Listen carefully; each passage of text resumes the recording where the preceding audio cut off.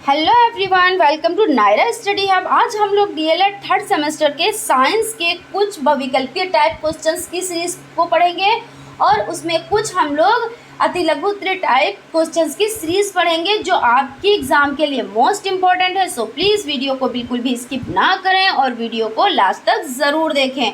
और फ्रेंड्स, अगर आप हमारे चैनल पर नए हैं तो चैनल को सब्सक्राइब ज़रूर कर लें और बेल आइकन को भी ज़रूर प्रेस कर दें जिससे आने वाली वीडियोस आप तक पहुंच सके।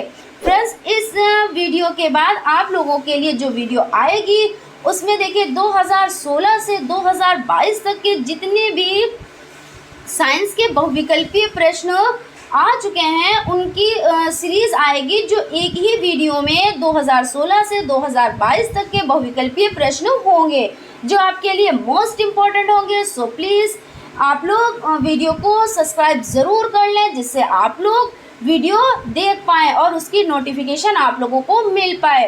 तो चलते हैं आज की सीरीज़ का फर्स्ट नंबर क्वेश्चन देख लेते हैं। फर्स्ट नंबर क्वेश्चन है ग्रीन हाउस प्रभाव का कारण है। ऑप्शन आ है वायु प्रदूषण, ऑप्शन बा है जल प्रदूषण, ऑप्शन सा है मृदा प्रदूषण और ऑप्शन दा है कोई नहीं। तो इसका जो राइट आंसर है वो आपका ऑप्शन आ हो जाता है, यानी कि वायु प्रदूषण। देखिए, ग्रीन हाउस प्रभाव का कारण वायु प्रदूषण। और देखिए नेक्स्ट है संतृप्त हाइड्रोकार्बन का अणु सूत्र है। तो ऑप्शन आ है CnH2n+2, बा है CnH2n+, देखिए ऑप्शन सा है CnH2n+1 और ऑप्शन दा है ये सभी। तो इसमें देखिए आपका जो राइट आंसर हो जाता है वो आपका ऑप्शन आ हो जाता है, यानी कि CnH2n+2। उसके बाद चलते हैं नेक्स्ट क्वेश्चन की तरफ। नेक्स्ट क्वेश्चन है एल्यूमिनियम कार्बाइड पर जल की क्रिया द्वारा कौन सा हाइड्रोकार्बन उत्पन्न होता है। ऑप्शन आ है एथेन, ऑप्शन बा है मेथेन, ऑप्शन सा है टिलीन और ऑप्शन दा है एथिलीन। तो इसका जो राइट आंसर है वो आपका ऑप्शन बा यानी कि मेथेन हो जाता है। उसके बाद चलते हैं नेक्स्ट क्वेश्चन की तरफ। सोडियम एसीटेट को सोडा लाइट के साथ गर्म करने पर गैस प्राप्त होती है। तो ऑप्शन आ है एथिलीन, ऑप्शन बा है मेथेन, ऑप्शन सा है एथेन और ऑप्शन दा है ये सभी। तो इसका जो राइट आंसर है वो देखिए आपका ऑप्शन बा हो जाता है, यानी कि मेथेन। देखिए सोडियम एसीटेट के साथ सोडा लाइट के साथ गर्म करने पर गैस जो प्राप्त होती है वो कौन सी गैस प्राप्त होती है, तो मेथेन। उसके बाद नेक्स्ट क्वेश्चन है हरित लवण रहित पौधों का समूह है। तो ऑप्शन आ है शैवाल, ऑप्शन बा है कवक, ऑप्शन सा है अनावृत बीजी और ऑप्शन दा है उपर्युक्त सभी। तो इसका जो राइट आंसर है वो आपका ऑप्शन बा हो जाता है, यानी कि कवक। देखिए हरित लवक यानी हरित लवण रहित पौधों का समूह है तो कवक। उसके बाद चलते हैं नेक्स्ट क्वेश्चन की तरफ। किसी वस्तु द्वारा प्रति सेकंड किए गए कंपनों की संख्या को कहते हैं। तो क्या कहते हैं। ऑप्शन आ है आवर्तकाल, ऑप्शन बा है आयाम, ऑप्शन सा है आवृत्ति, ऑप्शन दा है इनमें से कोई नहीं। तो इसका जो राइट आंसर है वो आपका ऑप्शन सा यानी कि आवृत्ति हो जाता है।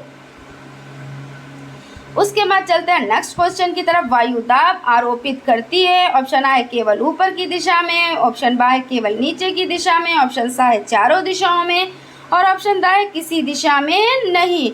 तो इसका जो राइट आंसर है वो आपका ऑप्शन सा यानी कि चारों दिशाओं में, ये राइट आंसर हो जाता है।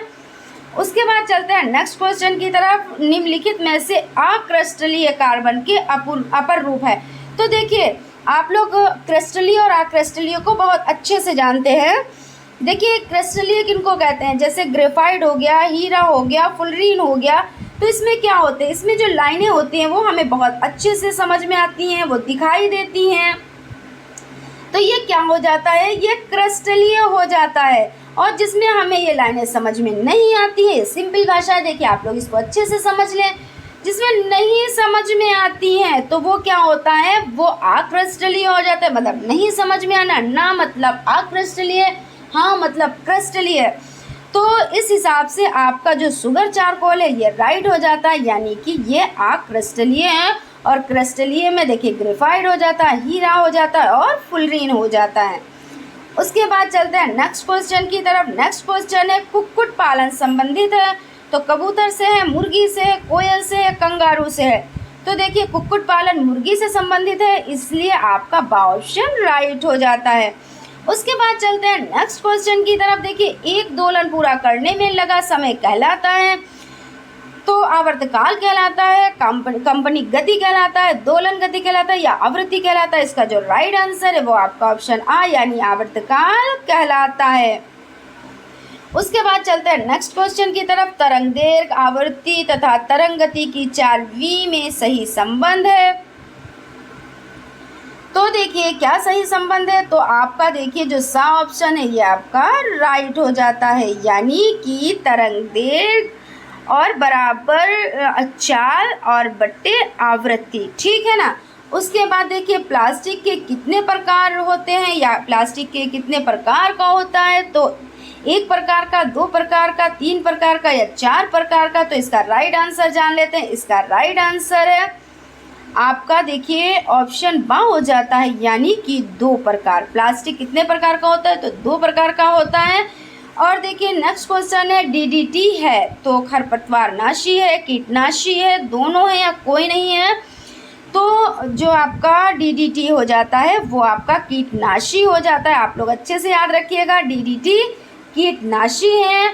और 2,4-D क्या है, तो इसको भी देख लेते हैं। देखिए खरपतवारनाशी है या कीटनाशी या दोनों है या कोई नहीं है, तो 2,4-D है खरपतवारनाशी। तो आप लोग देखिए डीडीटी कीटनाशी और 2,4-D खरपतवारनाशी। आप लोग अच्छे से जानते होंगे कि कीटनाशी और खरपतवारनाशी यानी कि ये खेतों में काम आती है, दवा जो होती है। तो खरपतवारनाशी जैसे कि क्या होता है, जो उसमें जैसे कोई फसल उगाई जाती है और उसमें क्या होता है, जो घास उगाती है और फसल में जैसे कि कोई घास उगाई, मान लीजिए धान की बुआई, उसमें घास उसी तरीके की बिल्कुल होती है जिस तरीके के धान होते हैं। तो वो जब दवा छिड़की जाती है, यानी देख लेते हैं, देखिए इसमें थोड़ी सी चर्चा कर लेते हैं। तो जो खरपतवार उगाते हैं तो उसको डालते हैं, तो किसको डालते हैं, तो 2,4-D को डालने से क्या होता है, जो वो खरपतवार उगाते हैं उसको वो ख़त्म कर देती है। और देखिए डीडीटी यानी कीटनाशी, तो उसमें कीटनाशी का मतलब जो उसमें कीट उत्पन्न हो जाते हैं। जैसे आपने देखा नहीं होगा कि कुछ आपने सब्ज़ी खरीदी हो या कुछ ऐसे करके, और या कभी आप खेत गए हो तो वहाँ देखा हो कि वहाँ पे छोटे छोटे कीड़े टाइप के हो जाते हैं उसमें, तो उसको जो है नष्ट करने के लिए क्या होता है, तो कीटनाशी का प्रयोग किया जाता है। चलते हैं नेक्स्ट क्वेश्चन की तरफ। नेक्स्ट क्वेश्चन है कोशिकीय क्रियाओं में सामान्य तुरंत उपयोगी ऊर्जा युक्त पदार्थ है, तो एडीपी है, आरएनए है, एटीपी है या एनएडी है। तो इसका जो राइट आंसर हो जाता है वो आपका ऑप्शन सा यानी एटीपी हो जाता है। उसके बाद चलते हैं नेक्स्ट क्वेश्चन की तरफ। देखिए श्वसन के बाद ऊर्जा स्थानांतरण मुख्यतः कौन करता है, तो एडीपी या एटीपी या एएमपी या ग्लूकोज। तो इसका बा ऑप्शन राइट है यानी एटीपी। उसके बाद चलते हैं नेक्स्ट क्वेश्चन की तरफ जल प्रदूषण का कारण है, तो देखिए कीटाणुनाशक पदार्थों का खेतों में छिड़काव। और बा ऑप्शन है धुआं, सा ऑप्शन है स्वतः चालित निर्वातक और दा ऑप्शन है हवाई जहाज। तो यहाँ पे क्या है, जल प्रदूषण का कारण पूछ रहे हैं। तो जो खेतों में कीटाणुनाशक पदार्थ डाले जाते हैं तो उनके छिड़काव से क्या होता है, तो जल प्रदूषण। आपका इस तरह से आ ऑप्शन राइट हो जाता है, यानी कीटाणुनाशक पदार्थों का खेतों में छिड़काव। यहाँ पर आपके अति लघु यानी अब यहाँ पे आप लोगों के अति लघु टाइप क्वेश्चंस स्टार्ट होते हैं और बहुविकल्पी टाइप क्वेश्चंस की सीरीज कंप्लीट हो जाती है। फ्रेंड्स नेक्स्ट वीडियो में हम आप लोगों के लिए 2016 से 2022 तक के जितने भी पेपर हो चुके हैं उनके जो बहुविकल्पी टाइप क्वेश्चंस होंगे वो एक ही वीडियो में हम लेकर आएंगे। सो प्लीज़ वीडियो को ज़रूर देखिएगा, और अगर आप हमारे चैनल पर नए हैं तो चैनल को सब्सक्राइब ज़रूर कर लें जिससे आने वाली वीडियोस आप तक पहुंच सके। तो देख लेते हैं फर्स्ट नंबर का क्वेश्चन है, हीरा के दो उपयोग बताएं। तो हीरे के दो उपयोग देखिए, कांच काटने में किया जाता है प्लस आभूषण बनाने में किया जाता है। उसके बाद चलते हैं नेक्स्ट क्वेश्चन की तरफ। तो मरुद्भिद पौधे जैसे नागफली की पत्तियां किसमें परिवर्तित हो जाती हैं? तो ये कांटों में परिवर्तित हो जाती हैं। और इस तरह के पौधे कहाँ पाए जाते हैं? तो रेगिस्तानी क्षेत्रों में, क्योंकि वहाँ पे पानी की कमी होती है, इसीलिए वहाँ पे पौधे जो होते हैं वो कांटों का रूप ले लेते हैं। और नेक्स्ट क्वेश्चन है जीवाणुओं के द्वारा होने वाले रोग। तो देखिए फर्स्ट नंबर पर आपका टीबी हो जाता है, ट्यूबरकुलोसिस आप कह सकते हैं। सेकंड नंबर पर है टाइफाइड, थर्ड नंबर पर है लेप्रोसी और फोर्थ नंबर पर है कॉलरा। अब देख लेते हैं नींबू का सिट्रस कैंकर कौन सा रोग उत्पन्न करता है? तो जीवाणु जो यानी ज़ैंथोमोनास सिर्टी जीवाणु होता है जिसका नाम क्या है? तो ज़ैंथोमोनास सिर्टी। आप लोग याद रखिएगा अच्छे से। अब देख लेते हैं दूध को दही में बदलने वाला जीवाणु। मोस्ट इम्पॉर्टेंट क्वेश्चन है आप लोगों के लिए। तो लैक्टोबैसिलस जीवाणु दूध को दही में बदल देता है। उसके बाद चलते हैं नेक्स्ट क्वेश्चन की तरफ। नेक्स्ट क्वेश्चन है लाभदायक जीवाणुओं के नाम बताएं।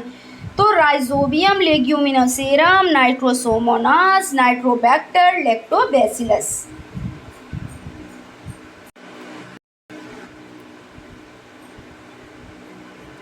चलते हैं नेक्स्ट क्वेश्चन की तरफ। नेक्स्ट क्वेश्चन देख लेते हैं सूक्ष्म जीवों का अध्ययन विज्ञान की किस शाखा के अंतर्गत करते हैं? तो देखिए इसका आंसर जान लेते हैं। देखिए सूक्ष्म जैविकी शाखा के अंतर्गत, किसके अंतर्गत? तो सूक्ष्म जैविकी शाखा के अंतर्गत। उसके बाद चलते हैं नेक्स्ट क्वेश्चन की तरफ। सूक्ष्म जैविकी के पिता कौन है? तो एंटोनी वॉन लीवेनहॉक सूक्ष्म जैविकी के पिता हैं। उसके बाद देख लेते हैं विषाणुओं वायरस द्वारा होने वाली बीमारियां कौन कौन सी हैं? तो देख लेते हैं। देखिए पोलियो हो गया, एड्स हो गया, डेंगू ज्वर हो गया, इन्फ्लुएंजा हो गया, चेचक हो गया, छोटी माता हो गया, गलासौंध, खसरा, ट्रेकामा, पीलिया और हेपेटाइटिस। उसके बाद चलते हैं नेक्स्ट क्वेश्चन की तरफ। नेक्स्ट क्वेश्चन देख लेते हैं सरल लोलक के डोरी की प्रभावी लंबाई L एवं वृत्तीय त्वरण G में संबंध बताएं। तो आंसर देख लेते हैं T = 2r√L/G। ठीक है ना, आप लोग इसको अच्छे से याद रखिएगा। उसके बाद चलते हैं नेक्स्ट क्वेश्चन की तरफ। नेक्स्ट क्वेश्चन है चंद्रमा पर गुरुत्वीय त्वरण G का मान पृथ्वी के गुरुत्वीय त्वरण G के मान का कितना गुना होता है? तो 1/6 गुना। कितना? तो 1/6 गुना। यदि कोई लड़की झूला झूलते झूलते खड़ी हो जाए तो उसके गुरुत्वीय त्वरण, केंद्र, प्रभावी लंबाई तथा आवर्तकाल पर क्या प्रभाव पड़ता है? तो देखिए गुरुत्वीय केंद्र ऊपर उठ जाता है, लंबाई घट जाएगी और आवर्तकाल भी घट जाएगा। तो इस तरह से आप देख सकते हैं। देखिए प्रभावी लंबाई और आवर्तकाल घट जाएगा और गुरुत्वीय केंद्र ऊपर उठ जाता है। उसके बाद देखते हैं यांत्रिक तरंगे कितने प्रकार की होती है? तो यांत्रिक तरंगे 2 प्रकार की होती है। कौन कौन सी? तो अनुदैर्घ्य और अनुप्रस्थ। उसके बाद चलते हैं नेक्स्ट क्वेश्चन की तरफ। अनुदैर्घ्य तरंग किसे कहते हैं? जब तरंगति की दिशा माध्यम के कणों के कंपन करने की दिशा के अनुदिश या समांतर होती है तो ऐसी तरंगों को तरंगदैर्घ्य कहते हैं। उदाहरण ध्वनि अनुदैर्घ्य तरंग का एक महत्वपूर्ण उदाहरण है। अनुदैर्घ्य तरंग का कौन उदाहरण है? तो ध्वनि। और देखिए अनुप्रस्थ तरंग देख लेते हैं। तो जब तरंगति की दिशा माध्यम के कणों के कंपन करने की दिशा के लंबवत होती है तो इस प्रकार की तरंगों को अनुप्रस्थ तरंग कहा जाता है। अब देखिए यहाँ पे थोड़ी सी कंफ्यूजन हो जाती है जब अनुदैर्घ्य तरंग आ जाए या अनुप्रस्थ तरंग आ जाए। तो इसमें ये कन्फ्यूजन है, हमने कौन सा पढ़ा था? हमने समांतर था, अनुदैर्घ्य समांतर था या लंबवत था, या अनुप्रस्थ लंबवत था या समांतर था, इसमें कन्फ्यूजन हो जाती है। तो हम लोग ट्रिक वाइज पढ़ लेते हैं, इससे कन्फ्यूजन आपकी दूर हो जाएगी। तो देखिए सबसे पहले आप अनु का आ ले लें और देखिए दैर्घ्य का आप दै ले लें और देखिए समांतर आप लोग सा ले लें। तो इससे ये क्या हो गया? आदेश। ठीक है ना। तो आदेश से आपका क्या हो गया? अनुदैर्घ्य तरंग समांतर होती हैं। ठीक है। और देखिए अनुप्रस्थ में कैसे समझेंगे? तो अनुप्रस्थ का आप अनु का आ ले लें और प्रस्थ का पा में रा ले ले यानी प्रा तो प्रस्थ हो गया, और लंबवत तो लंबवत का आप ला ले ले तो क्या हो गया आ पर लय।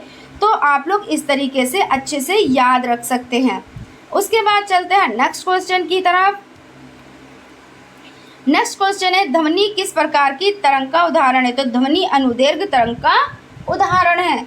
उसके बाद चलते हैं नेक्स्ट क्वेश्चन की तरफ। श्रव्य तरंग की आवृत्ति बताएं। तो 20 हर्ट्ज से 20,000 हर्ट्ज, ठीक है ना। अब देखिए पराश्रव्य तरंग की आवृत्ति बतानी है तो 20,000 हर्ट्ज से अधिक। अब आप लोग देखो इसको कैसे याद रख सकते हो। देखिए जो श्रव्य है तो श्रव्य देखिए छोटा सा लिखा हुआ है श्रव्य, ठीक है ना। तो ये कितनी हो गई? तो ये देखिए 20 हर्ट्ज से 20,000 हर्ट्ज, ठीक है ना। तो ये छोटी हो गई तो 20 हर्ट्ज से 20,000 हर्ट्ज हो गया। अब देखिए पराश्रव्य, तो श्रव्य से बड़ा कौन होता है? प्राश्रव्य। देखिए लिखावट में क्या हो गया? प्राश्रव्य। तो आप इस तरीके से आप इसे याद रख सकते हैं। तो प्राश्रव्य जो है तो 20,000 हर्ट्ज से अधिक हो जाता है, क्योंकि इसमें प्रा लग गया तो इसलिए अधिक हो गया, ठीक है ना। आशा करती हूँ आप लोगों को अच्छे से समझ में आ गया होगा। उसके बाद चलते हैं जीवों के विलुप्तीकरण का कारण बताएं। तो जीवों के विलुप्तीकरण का प्रमुख कारण है जलवायु परिवर्तन। वही जीव पृथ्वी पर जीवित रहते हैं जो अपने आप को जलवायु के अनुरूप संतुलित रख पाते हैं। विलुप्त जीवों में गिद्ध, सर्पगंधा आदि जीव हैं।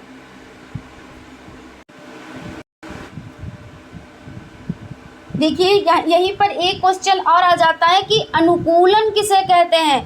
तो आप लोग बहुत अच्छे से जानते होंगे, फिर भी मैं आप लोगों को बताती हूँ कि अनुकूलन क्या होता है। जैसे अपने आसपास के वातावरण से किसी जीव द्वारा स्वयं को ढाल लेना अथवा सामंजस्य स्थापित कर लेना अनुकूलन कहलाता है। जैसे कहने का मतलब ये है कि जैसे हम जहाँ पर रहते हैं हम उस वातावरण के अनुकूल अपने आप को ढाल लेते हैं ना। क्योंकि देखिए जो राजस्थान में रह रहे हैं तो वो उस तरीके से रहते हैं, वहाँ का उनको वातावरण उनको सूट करता है, और जो नैनीताल में रहते हैं तो उनको वहाँ का वातावरण सूट करता है। तो अगर क्या होता है तो उसी को अनुकूलन कहते हैं। जैसे देख लेते हैं फॉर एग्जाम्पल कि देखिए तमाम जीवधारी होते हैं, उनके लिए प्राकृतिक रूप से स्थायी शारीरिक लक्षण उत्पन्न होते हैं। देखिए जैसे जलीय जीव मछलियों में सांस लेने के लिए क्या होते हैं? तो गिल्स होते हैं। मरुस्थलीय क्षेत्र में ऊंट में देखिए क्या होता है? तो लंबे समय तक बिना पानी रहने के लिए अनुकूलित होते हैं। तो अनुकूलन किसी विशेष वातावरण में जीवधारी को सुगमता पूर्वक जीवन व्यतीत करने एवं वृद्धि हेतु रचनात्मक एवं क्रियात्मक स्थायी परिवर्तन उत्पन्न होने की प्रक्रिया होती है। यानी देखिए अभी हम लोग ये चीज़ पढ़ चुके हैं और अभी हम आपको ये चीज़ बता चुके हैं कि अनुकूलन किसको कहते हैं। तो अपने आप को जिस वातावरण में ढाल लें, यानी कि हम जिस वातावरण में अपने आप को ढाल लें वही अनुकूलन कहलाता है, ठीक है ना। तो आशा करती हूँ आप लोगों को अच्छे से समझ में आ गया होगा। अब चलते हैं नेक्स्ट क्वेश्चन की तरफ। नेक्स्ट क्वेश्चन है कुक्कुट पालन के अंतर्गत किस जीव का पालन होता है? तो देख लेते हैं। देखिए कुक्कुट पालन के अंतर्गत मुर्गी का पालन होता है। और हरित क्रांति के जनक कौन है? आप लोगों के लिए मोस्ट इम्पॉर्टेंट क्वेश्चन है। देखिए नॉर्मन ई बोरलॉग हरित क्रांति के जनक हैं। और अगर भारत के पूछे जाएं तो डॉक्टर एम.एस. स्वामीनाथन जी, ठीक है ना। आप लोग ये चीज़ याद रखिएगा। उसके बाद चलते हैं नेक्स्ट क्वेश्चन की तरफ। ध्वनि के तीव्रता का मापन किसमें होता है? तो डेसिबल में ध्वनि की तीव्रता का मापन होता है। उसके बाद चलते हैं नेक्स्ट क्वेश्चन की तरफ। प्रतिध्वनि किसे कहते हैं? तो जब ध्वनि तरंगे दूर स्थित किसी दृढ़ टावर या पहाड़ से टकरा कर परावर्तित होती हैं, इस परावर्तित ध्वनि को प्रतिध्वनि कहते हैं। जैसे क्या होता है, जैसे टावर से टकराकर, पहाड़ से टकराकर वो ध्वनि पुनः वापस आती हैं। जैसे मान लेते हैं ये पहाड़ है और उसमें कुछ आपने बोला, राम बोला, श्याम बोला, तो क्या आप देखेंगे फिर से जैसे वो वापस ध्वनि आ जाती है। तो जब वापस वो ध्वनि आती है तो उसको क्या कहते हैं? तो उसको प्रतिध्वनि कहते हैं। उसके बाद चलते हैं नेक्स्ट क्वेश्चन की तरफ। नेक्स्ट क्वेश्चन है मधुमेह डायबिटीज़ किस हार्मोन्स की कमी के कारण होता है। तो देखिए मधुमेह डायबिटीज़ जिसे आम भाषा में शुगर कहते हैं ना, और अब तो ऐसा हो गया है कि आपके आसपास में इतने पेशेंट आपको यानी इतने रोगी आपको मिलेंगे शुगर से पीड़ित यानी डायबिटीज़ से पीड़ित, कि अब तो ये भी है कि वो एज में कितना भी हो, बच्चे हों, छोटे छोटे बच्चों को भी ये रोग हो रहा है। और इसमें क्या होता है, सबसे ज़्यादा खान पान का जो है बहुत ध्यान रखना पड़ता है इस बीमारी में। देखिए मधुमेह इंसुलिन हार्मोन की कमी के कारण होता है। किसकी कमी के कारण होता है, तो इंसुलिन हार्मोन की कमी के कारण। उसके बाद देख लेते हैं मधुमेह डायबिटीज़ है क्या, यानी क्या है। तो मधुमेह डायबिटीज़ एक ऐसी बीमारी है जिसमें व्यक्ति के रक्त में शर्करा की मात्रा बढ़ जाती है या इंसुलिन हार्मोन की कमी के कारण होता है। और देखिए इंसुलिन रक्त में शर्करा के मात्रा को संतुलित रखता है, यानी कि जब इंसुलिन की मात्रा घट जाती है तब हम मधुमेह रोग यानी डायबिटीज़ हो जाता है। और इंसुलिन जैसे रक्त में है तो वो क्या करता है, शर्करा की मात्रा को यानी शक्कर की मात्रा को संतुलित रखता है, ठीक है ना। उसके बाद चलते हैं नेक्स्ट क्वेश्चन की तरफ। अनियमित जीवन शैली से कौन कौन सी बीमारियां हो सकती हैं। तो फर्स्ट नंबर पर देखिए मधुमेह, उच्च रक्तचाप और दिल की बीमारियां, ये अगर आप अनियमित जीवन शैली अपना रहे हैं तो ये बीमारियां लग जाती हैं। इसीलिए क्या करना चाहिए, सुबह जल्दी उठना चाहिए, प्लस अपने खान पान पर बहुत ज़्यादा ध्यान देना चाहिए और खाने के बाद थोड़ा सा ज़रूर से ज़रूर टहलना चाहिए। उसके बाद चलते हैं नेक्स्ट क्वेश्चन की तरफ। नेक्स्ट क्वेश्चन है हृदय की बीमारी तथा उच्च रक्तचाप का कारण बताएं। तो वसा यानी ज़्यादा वसा का सेवन करना, ठीक है ना। जीवाणुओं द्वारा होने वाली बीमारियां कौन कौन सी हैं। तो जीवाणुओं द्वारा होने वाली बीमारियां हैं टिटनेस, हैजा, टाइफाइड, क्षय रोग, डिप्थीरिया, काली खांसी, निमोनिया, कोढ़ और गोनोरिया और सिफिलिस आदि। देखिए ये आप ट्रिक वाइज भी याद रख सकते हैं। हमने आप लोगों को एक वीडियो में बताई भी थी इसकी ट्रिक कि पंडित जी का टीका न्यू है, तो आप प्लेलिस्ट में जाकर उस ट्रिक को देख सकते हैं और इसको बहुत आसानी से तैयार कर सकते हैं।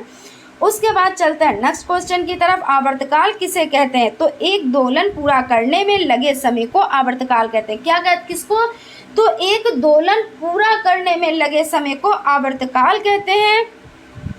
और आवर्ती तथा आवर्तकाल में संबंध बताएं तो आवर्ती बराबर 1 बटा आवर्तकाल, ठीक है ना। आवर्ती बराबर 1 बटा आवर्तकाल।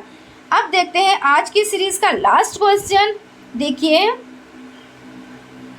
अपश्रव्य तथा प्राश्रव्य तरंगों में अंतर बताएं।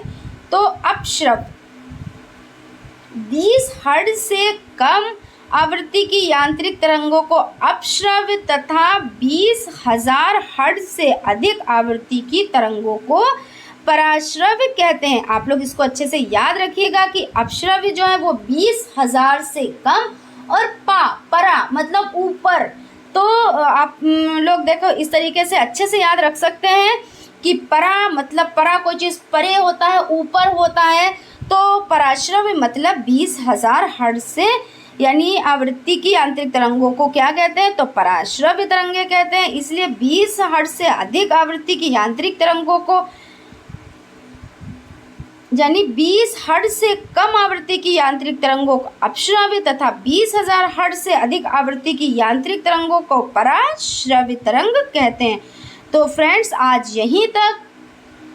नेक्स्ट वीडियो में हम आप लोगों के लिए देखिए 2016 से 2022 तक के जितने भी बहुविकल्पीय टाइप क्वेश्चंस आए हुए हैं वो हम एक ही वीडियो में सॉल्व करेंगे। सो प्लीज़ वीडियो को ज़रूर देखिएगा क्योंकि आप लोगों के लिए वीडियो मोस्ट इम्पॉर्टेंट होगा जो आपके एग्ज़ाम में आपको बहुत हेल्प करेगा। Thank you.